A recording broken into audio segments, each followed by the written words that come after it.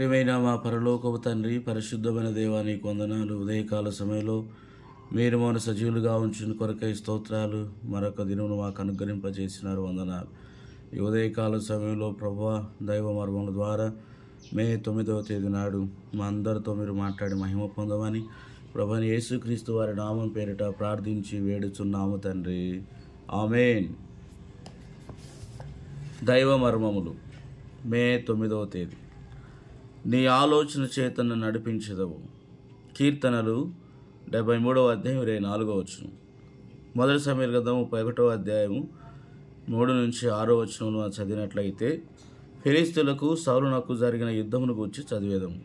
ఆ యుద్ధములో సౌలు మరణించెను. సౌలు దేవుని చేత అభిషేకించబడిన వాడు గనుక దావీదు అతని చంపక చూచినప్పుడు దేవుడు అనుమతించలేదు. ఇప్పుడు సౌలు అతని కుమారులు యుద్ధములో మరణించిరి. సౌలునకు విరోధముగా దావీదు పోరాడనవసరం లేదు. దావీదునకు తెలియని విధానములో దేవుడు దావీదు పక్షముగా పనిచేయుచుండెను. ఉన్నతమైన గొప్ప పరిచయ నిమిత్తము దేవుడు దావీదుని ఏర్పరచుకొనెను. రాజుగా మాత్రమే కాక ప్రవక్తగా దేవుని యొద్ద నుండి దేవుని పరలోకపు నమూనాను కూడా పొందగలిగిన వానిగాను దావీదును దేవుడు ఏర్పాటు చేసుకున్నాను. అందువలనే శుద్ధీకరించు అనేక అగ్ని పరీక్షల గుండా దావీదు వెళ్ళవలసి వచ్చును. విశ్వాసముగా మనము కూడా ఉన్నతమైన సంకల్పముతో దేవుని వలన ఏర్పరచుకొనబడి ఉన్నాం. ఆ పిలుపునకు తగినట్లుగా సిద్ధపడు నిమిత్తము మనము కూడా చెప్పనలవి కాని శ్రమలనేడి అగ్ని పరీక్షల గుండా వెళ్ళవలేను.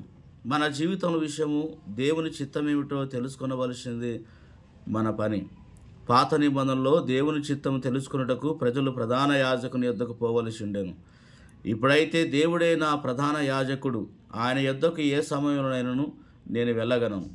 దేవుని చిత్తమును తెలుసుకొనుటకు గాను ఊరీము, తుమ్మిము అనే 2 రాళ్ళు ప్రధాన యాజకునికి ఇవ్వబడెను. ఇప్పుడైతే యేసుక్రీస్తు ప్రభువు దేవుని వెలుగు, దేవుని సత్యము అనే 2 రాళ్ళు నాలోనే ఉంచి ఉన్నాడు. కీర్తనలు 43వ అధ్యాయం 3వ వచనం ప్రకారముగా దేవుని చిత్తము తెలుసుకొనుటకై ఆయన మందిరంలోనికి నేను వెళ్ళగా నా హృదయంలో నివసించుచున్న క్రీస్తు ప్రభువే దేవుని సత్యము, దేవుని వెలుగుగా నన్ను నడుపును. నీవు ప్రభు యొద్దకు తిరిగి వచ్చినప్పుడు కేవలము నీవు పోగొట్టుకొనిన వాటిని సమకూర్చుకొనుట మాత్రమే కాక నీ దుఃఖమంతయు ఆనందముగా మారును. ఫిలిష్తీయుల మీద కానీ నీ స్నేహితుల మీద కానీ ఆధారపడక క్రీస్తు ప్రభునందు మాత్రం నమ్మిక ఉంచుటకు నేర్చుకొనుము. ప్రతి సందర్భంలో ప్రభువు నడుగుట, ఆయన చిత్తమును ఎరిగి ఆయన స్వరమును విని ఆయనకు విధేయత చూపుట అసాధ్యముగా కనిపించును. ఆయనను తప్పక ఆయనకు విధేయత చూపించుటకే నేర్చుకొనుము. అటి కృప దేవుడు మనకు అనుగ్రహించునుగాక.